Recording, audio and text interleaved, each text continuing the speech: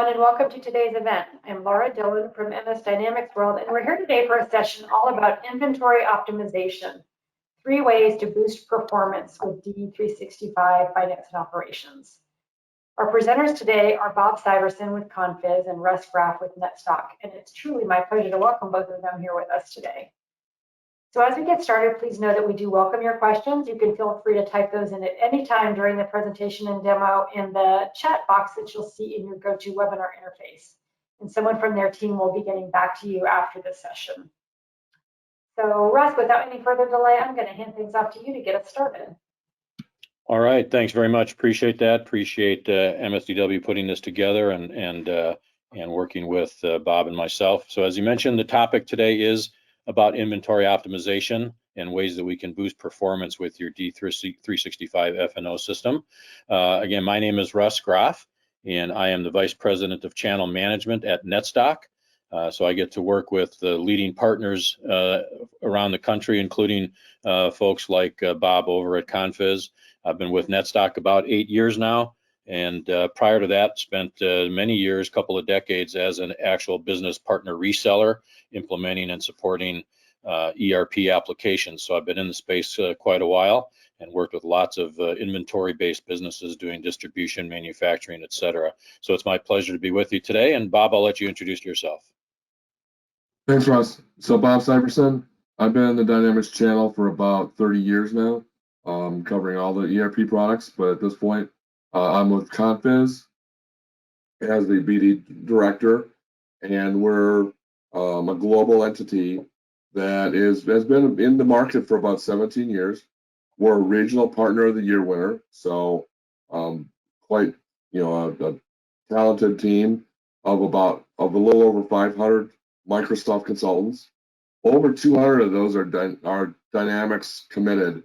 So a lot of expertise in the Dynamics marketplace. Part of that is working with the NetStock team and optimizing our inventory going forward. Very good, thank you. Yeah, quality group for sure, Bob. And just a little bit about NetStock. We're about a 12-year-old company, also a global firm, originally founded in South Africa, and built with one purpose in mind, and that's to provide intelligent inventory optimization tools, and really targeting the middle market, from small middle market to upper middle market, trying to help those firms really compete in the marketplace against the big guys. And of course, with all the challenges and complexity in our supply chains today, there's been a lot of demand for what we bring to the table. We're very proud to have a large number of customers and growing every day. We're approaching 2,000 companies around the globe using our applications today. And we integrate with a number of different ERPs, but we are definitely focused on the Dynamics space. You'll be seeing us at Dynamics Con and at Dynamics Community Summit and other Dynamics-oriented events over the course of a year. And we're excited to be here today and to share this information with you. So our agenda today, a little bit different approach, I think. We have the opportunity to do a little bit of role playing today. Bob will play Joe, the COO, and we'll learn about what those challenges are in his supply chain environment and some of the headaches that he has to deal with in that role. And I get to be the superhero known as Captain Psyop, and we'll explain that as we get into it. So fortunately for the audience, I don't have a cape and leotards on today, so that would not be good. But we're excited to kind of share this content, and hopefully you can see yourselves and your situations in the discussion that we have today. So we'll talk about those challenges. We'll talk about where the NetStock application and Captain Psyop can come in to have some impact on those. And we will have a little bit of an overview, a little quick tour of the NetStock application, and then wrap it up from there. So with that, let's go ahead and get started. And so let's meet Joe, the COO. Joe? Well, thanks, Russ. And so, our organization is about 10 locations. It's a combination of manufacturing and a distribution company. We've got about 100,000 SKUs. And our inventory is varying anywhere from 20 to 25 million, depending on time of year, quality of our ordering, those types of things. So, lots of things that we're challenged with. The finance department is really pushing to bring our numbers down. We're driving them nuts with if they think our inventory should be a lot less. As we go along, there's a lot of things that challenge our supply chain. We have the classic labor shortages that everybody else has. We have the demand versus the supply discrepancies where, it depends on, the clients never give us accurate forecasts of what they're really going to use. And then lately with the whole COVID aftermath, we're all running into the problems of the inventory not showing up and the logistics issues on the supply side. We're having all the same supply side issues that everybody else is having. Our costs are rising, so it's hard to match our revenue with our costs and keep things under control. And then, even with all of this, we manage things as close as we can. We still end up with stockouts, and we still end up with customers being upset and mad at us. And then, we have stockouts, and at the same time, I'm hearing from the finance department that I've got too much inventory. So really drives a CEO crazy with some of that stuff, and it just has my head spinning. As with so many things with COVID, our demand patterns are changing, and it just all kinds of things all over the place in the marketplace. Yep, that's a common story, Joe. We've heard it many times. We speak to prospects and customers all day, every day for a dozen years now, and it's a common story. Obviously, supply chain by its nature has always had disruptions and always had challenges that come up. But I think what we're seeing in the marketplace today, which was exacerbated by the COVID pandemic, we've got unprecedented challenges and disruptions. I guess I'm curious, Joe, how have you seen those disruptions mostly impact you? Has it been mostly on the supply side, or has there been demand volatility as well? Are you dealing with both of those issues? We're totally being destroyed on both sides. The supply side, we can never predict when these logistics issues are going to come in. So all of a sudden we'll have a shipment show up when we don't expect it, and then we'll wait 2 months for a shipment that we expect to be there right away. So it's and then on the demand side, customers are facing a lot of the same problems we are, and so their information and their communication isn't any better than what we're providing with our vendors either. Yep. So how are you making those purchasing and production decisions? If you've got some, a little bit of assembly work and light manufacturing going on, how are you making those decisions today? Are you using standard reports? Are you doing some customizations? What does that look like for you today? We do look at our outstanding orders. We do have some sort of, forecasting thing that we put together, but it's not only is it not the greatest tool in the world, but also our dedication to it and our dedication to the accuracy isn't terribly good. Yep. And so by the time we pull all the data sets together to try to pull this information to feed the people that need to make those kind of forecasting decisions, it's just too much time to try to pull that data together. Yeah. No, that's a common challenge, right? How to synchronize the data, get at the data while people are still using the application, especially in today's 24/7 business environment with e-commerce orders coming in all the time and so forth. How do you figure out when to grab the data and do it on a timely basis, and then do it consistently so that the data has any value for you, right? So today you're using kind of a combination of some manual, semi-automated, mishmash of different approaches to try to get the decision information that you need, huh? Yeah, we use D365 as much as we can, but it has limitations that we're trying to look to see if we can extend here. Well, and what's frustrating about that, of course, is modern ERP systems, and of course F&O being a leading candidate for that is the data is there, right? They do an outstanding job of capturing all the transactions, all the ins and outs and movement of inventory in particular, and all the other activities that go on in the business. So you've captured all the data. It's well organized. It's well structured. You know where it all kind of sits, but it's also in all these disparate different tables and files and kind of spread around, right? So to try to, again, aggregate that data and turn it into actionable information is really what's frustrating, because it's there. Exactly. So you mentioned that you had inventory of around 20 million. Sometimes it fluctuates to 25 or so with some seasonality that you experience. So that's a pretty good typical example of what your investment is like today. Yeah, and the finance department it says that we should be closer to like 10 million. So Okay, have that ongoing discussion almost every week. right. Definitely. The question is, how do you know, right? How do you know what's the right level of inventory if you don't have the right analytics around that? So finance is taking a stab at it. I would guess you and your operations team, and especially the sales team, would rather have more than that so that they don't ever run out of anything. Right, right. We're stocking out, but then we have too much. So we really lost control of that management side of things. Yep. So I think that's always been a key question, right? We talk to customers a lot, and they know what their inventory value is because they can run the report that's in the general ledger. They can run inventory reports. It says here's what we have, but when you ask them what should you have, they don't really have a good answer, or at least a rationale for what that answer really Right, could be. Yeah, that's a challenge, and that's a real gap, and right. difficult for our businesses to know where to go. So I'm curious about where you stand from a policy standpoint, right?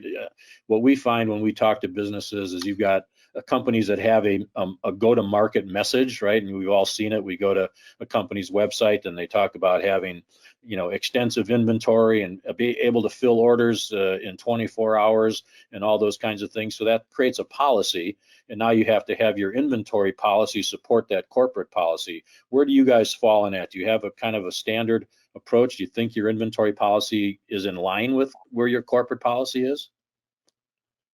So I think, kind of talking between the two of us here and nobody else Yep. listening, um, I would say our policy is more of a customer-facing statement. Yeah. The way that we go about things is more the way that we've done things over the years. Every product line has kind of their own way of doing it that they Yeah. feel is best for them. It's not necessarily in line with what the customer-facing statement is, so it just doesn't match. And there's no real hard definition to it. I think that's one of the things that we need to look for is, and part of the problem is we don't have the tools to be able to enforce any kind of policy or to drive Right. more detailed policy. And Right. so, we're kind of left with a hollow statement of we need to get more policy, we need to get more structure, but then we don't have the tools to do it. Yeah. Well, and I guess that leads to the next question, which maybe is a critical one, and that is, talking about how much collaboration there really is internally between the teams, right? Between the sales and marketing side of the fence. We talked about the finance side of the fence and where they weigh in, and of course, you're on the operations side.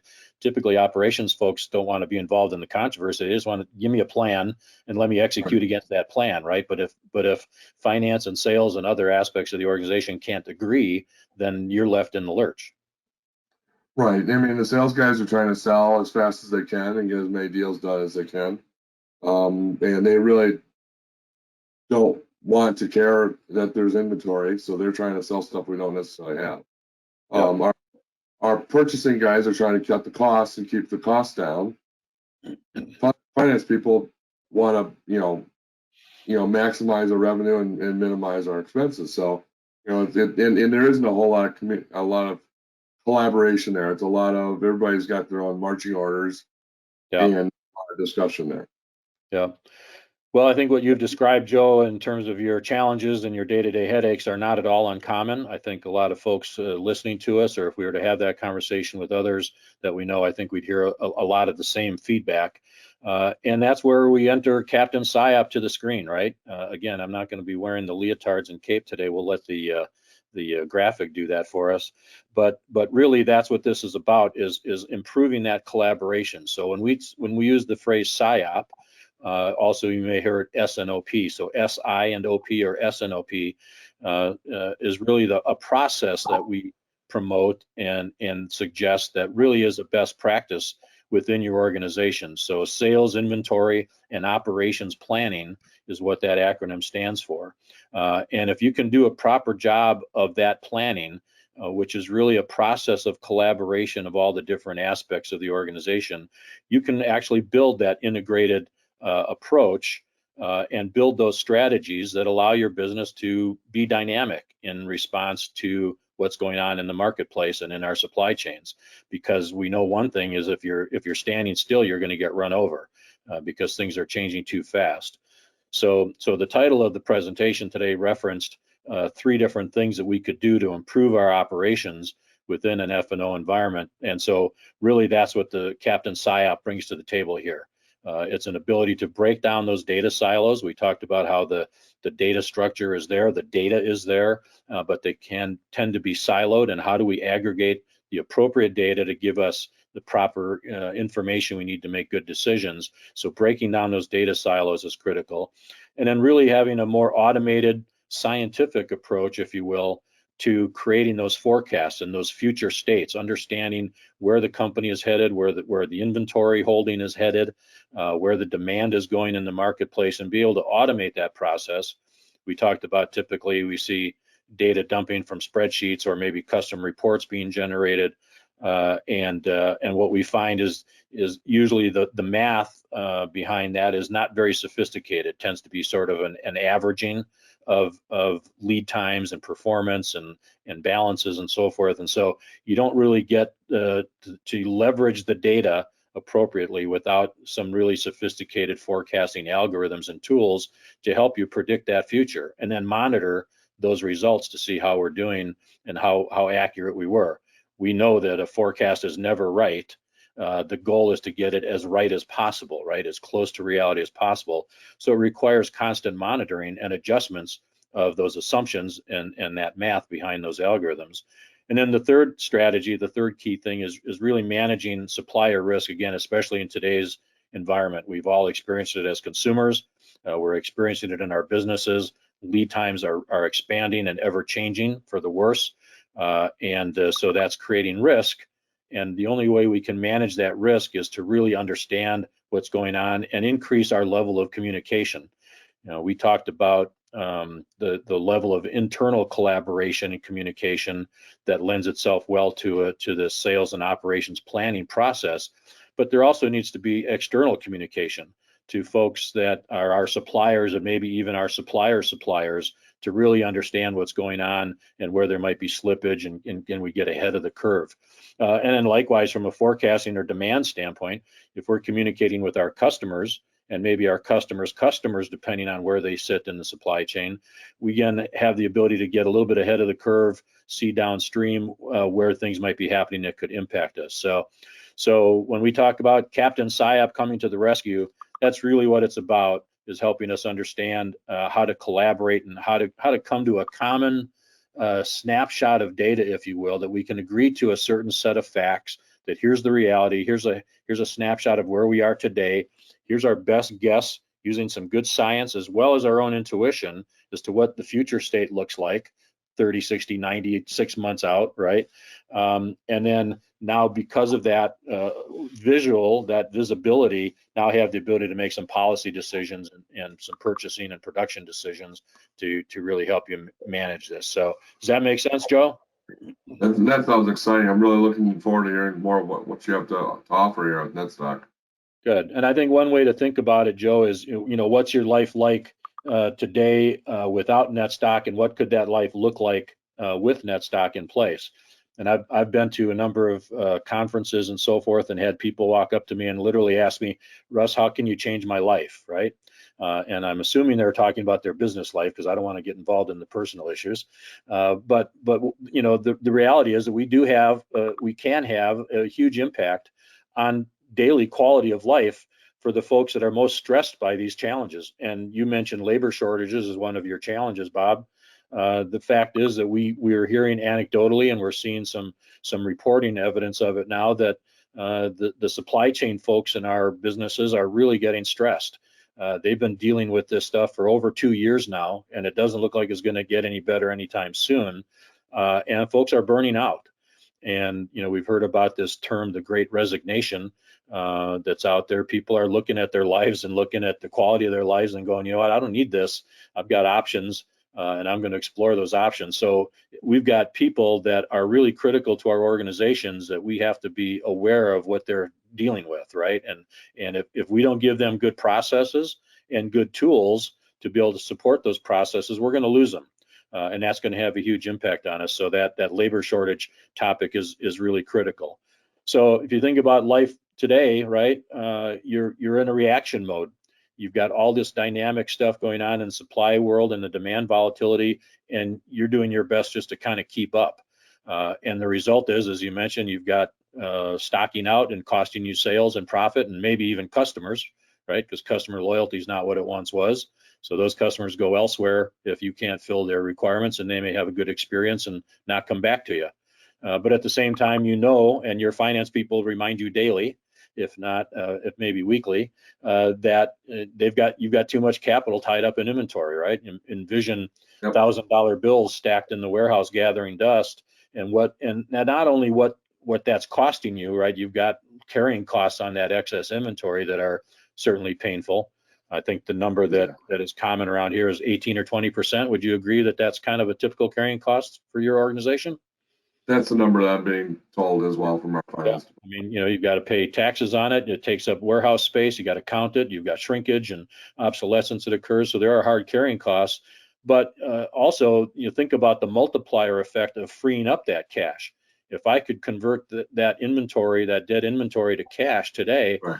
What could you do with that money, right? Where could you invest that in other profit-generating activities in your organization? I'll bet you have a long list of things you do with that. I am sure we can do a lot with it, and that will increase our sales and our profitability. So. Yep. And I'll bet your partner Confiz would have some ideas as to other ways you could invest in your IT infrastructure and your ERP applications. I'm sure they will. So you're stuck in this state of kind of being reactive and responsive and trying to do their best with in a very dynamic environment, but with very static data and limited visibility. I would like you to envision, a future state that is more proactive, right? Where I can actually plan with some confidence and then be able to model different policies and what ifs in situations to be able to react to those things and not be surprised by them when they happen.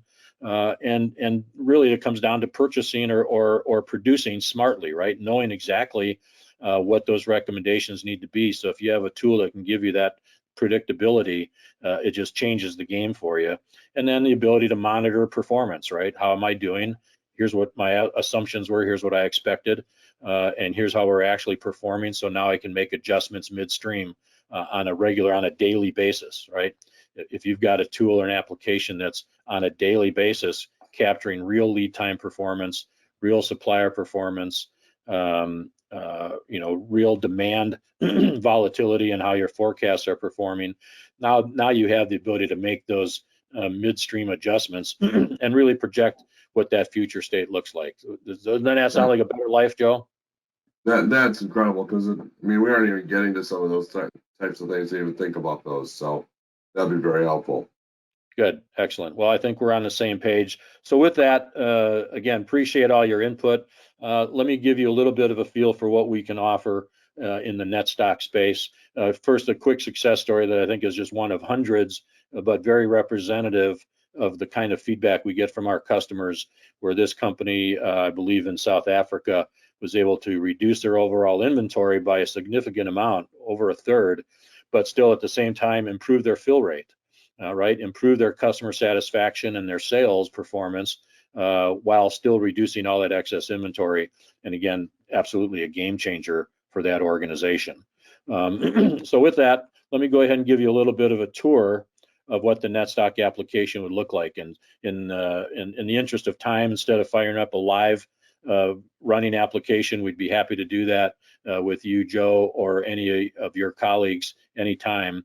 But I thought for this purpose today, we could just kind of walk through some typical screenshots, if you don't mind. Does that work for you? That'd be great. Thank you very much. Excellent.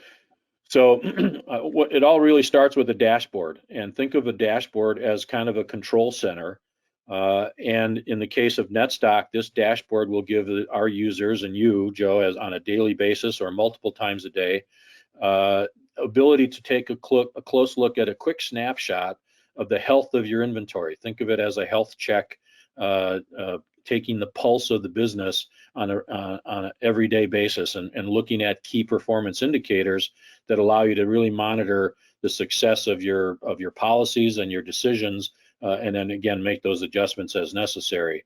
And of course, this is a browser-based application that adapts to the form of whatever device you're using. So whether that's an iPhone or an iPad or your laptop or 3 monitors on your desk, right? You have the ability to use the real estate that's available to you and give you a good view. So any browser, any device available anytime, anywhere to get access to this real-time data of, again, that health of your organization and your inventory in particular. And what we see here is a couple of different key performance indicators that we want to focus on. You'll notice that there are on this screen 6 different widgets or panels that we make available to you. And the top row is really one that's oriented mostly towards kind of a stock picture, right? What's my current stock holding versus what the ideal model is for that based on your policy decisions and so forth, and parameters that we've configured in the application. So you can see where that gap is. And then you can see graphically how it's been performing over time. So over the last 12 periods, which could be days or weeks or months, however you want to view this data, I can take a look at how I'm performing, see if the trends are going in the right direction, and if I'm making progress in solving my problems. So that first row, I've got that ideal model. I can see how much of that is an actual excess, right? Inventory that's above the max and above our ideal model. So I can take a look at what that macro view looks like and how that's again trended over time. If you can see the screen here, you can see that we're moved from close to 6 million in inventory of excess down to 3.6 million. So we're making progress, right? We're doing the right things and we're getting there, but we still have work to do.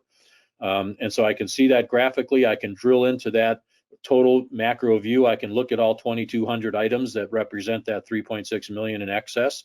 But more interestingly, I can see these top 5 lists listed here within each of these panels that show me the biggest offenders, if you will, for each of these different KPIs. So in the case of excess, I can see my top 5 items that are creating the majority of my excess, and that's almost $200,000 worth of excess inventory just in 5 items.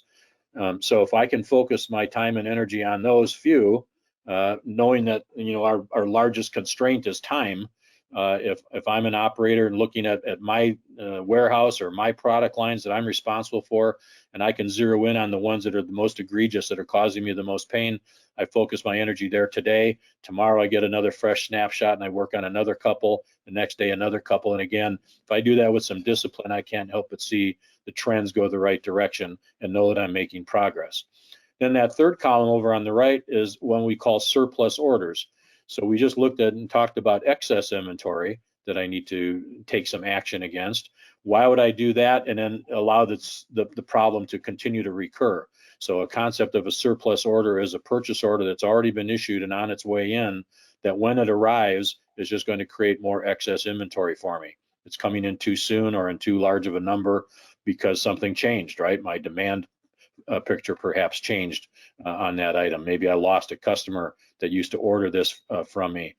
So something occurred. It's showing up on my dashboard. I can see what those top 5 items are again.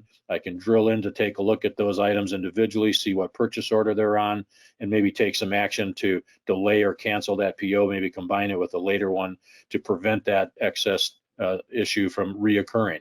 So I solve the current problem and prevent a future problem, all just by understanding a little bit of what this dashboard is telling me and being able to drill into the detail behind that. The second row of widgets here, or panels, is really a little more customer oriented than stock oriented, right? So we're looking at what's my fill rate and how am I achieving my goals against that target fill rate over time. Where am I currently stocked out and what might that be costing me in sales as it relates to the demand for those items, and how's that been trending over time? And again, my top 5 list. And then the third column, again, a little bit more forward thinking. I've got items that I still have on hand. They're still in stock, but NetStock is predicting they're going to run out before the next replenishment arrives, either because I've had a delayed shipment, which is common, or because I've had an increase in demand unexpectedly that is now causing me to have a potential stock out.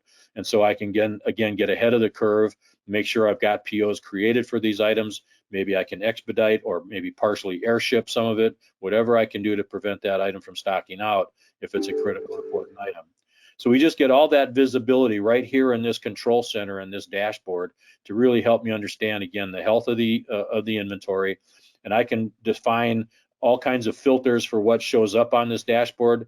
Again, if I'm a buyer for just a certain product line, I only see items that are pertinent to me. If I want to look at certain locations or some combination of locations, right? So I can create a virtual regional view if you'd like. If I've got 3 areas in the Northeast and 2 in the Southwest, you know, I can combine those views and slice and dice the data. So just a great ability to get a quick analysis of where do I have challenges and issues. That make sense, Bob? Would that be useful to you? This would be so useful. You know, this would make our staff so much more efficient and effective, as well as the fact that, you know, I've got people that are working, doing some of this tracking that you're mentioning manually and trying to do it, and they're missing half the stuff as it is. So having some goes on it would really be helpful. Exactly. And I apologize, I called you Bob. I meant to call you Joe. Exactly. Sometimes I get confused.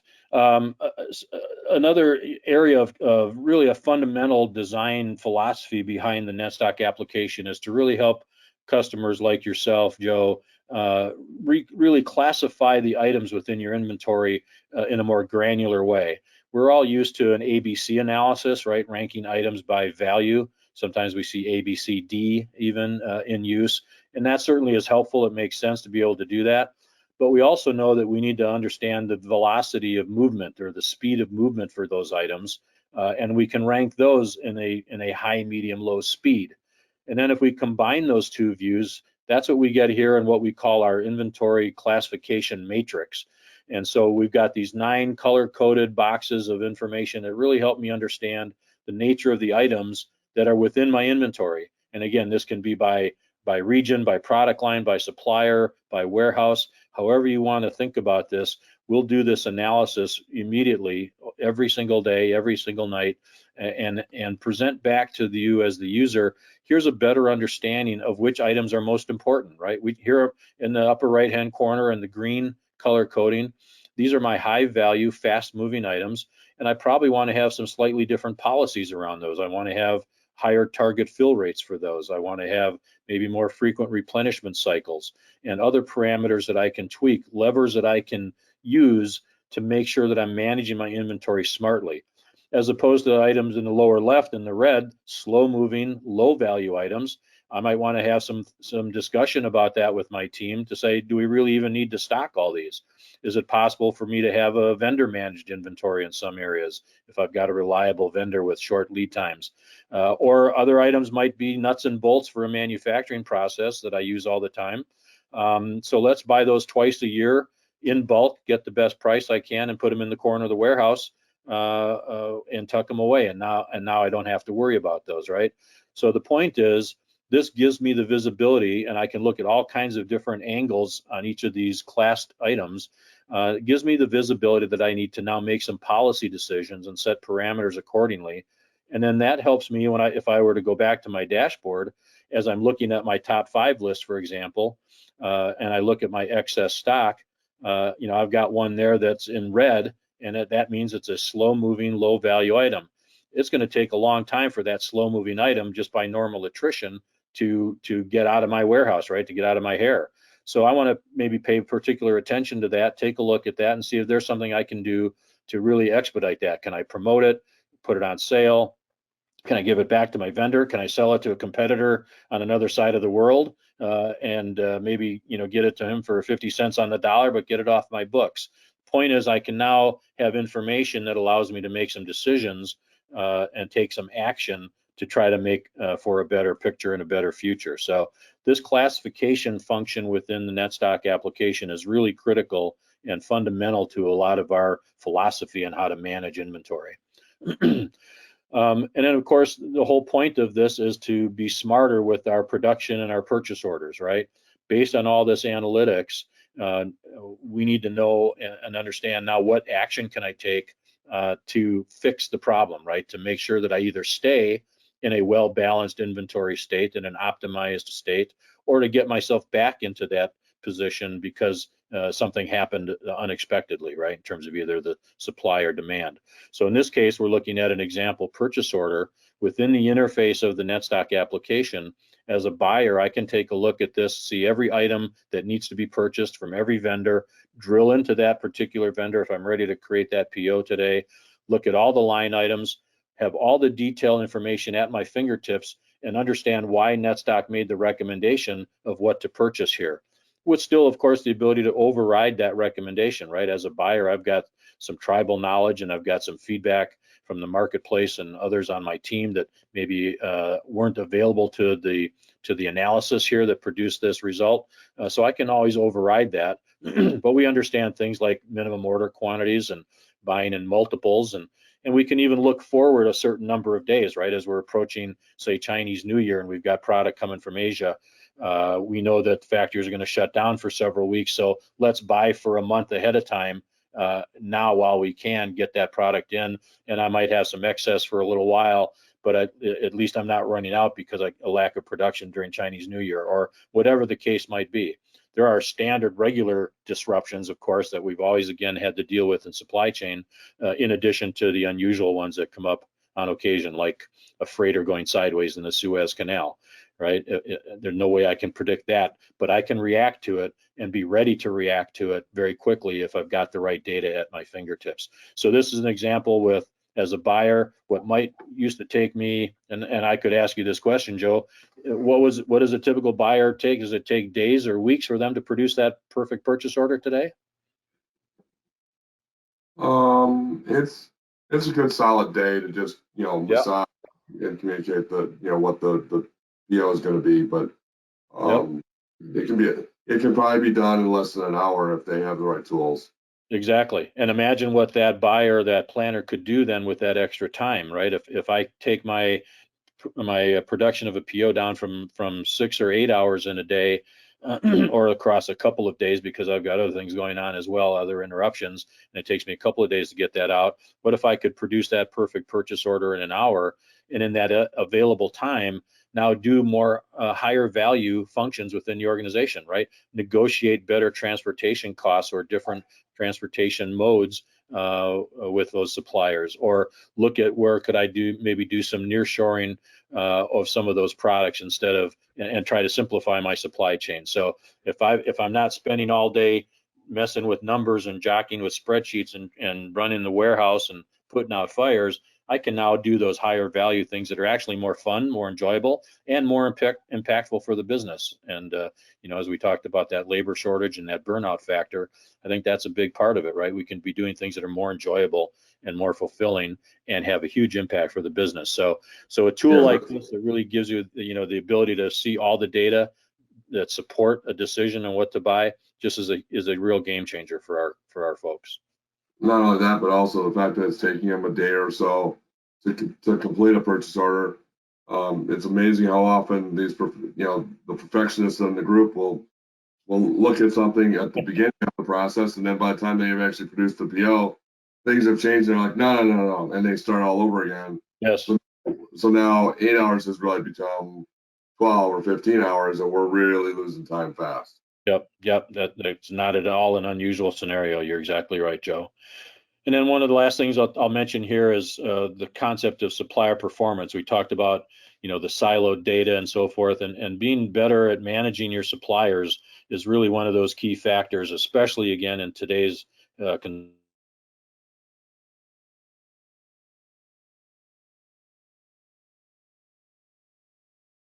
constrained supply chain environment. And so what we have the ability to do is really give you some great impact of that analytics immediately available to you. So I can see which suppliers are delivering on time, or not, which ones are delivering in full or in partial orders, right? That causes a problem, or for that matter, excess, right? I order 100 and get 120. That doesn't sound like a bad problem, but it may be. And so I've got to know how those suppliers are performing and be able to drill into the detail behind that and have that now impact a risk profile, right? So what we do is we take a look at all those analytics, and we assign a risk factor to this supplier. And what that does is it impacts what my safety stock calculation needs to be. If I've got a risky supplier, I better have a couple extra days or certain number of units of item to cover that risk, to mitigate that risk. The better performing suppliers means I have less risk, and I can maybe get by a little bit leaner with a little bit less safety stock. But instead of just guessing at that number, let's look at the volatility of my demand. Let's look at the volatility of my suppliers, apply those risk factors to my safety stock calculation, and have some confidence that that's a pretty scientific number and makes sense. So again, this is one of those key areas where proper management of these suppliers and tracking of lead time performance and shipment performance can really make a difference in the performance of inventory. So with that as kind of a quick overview, Joe, what do you think?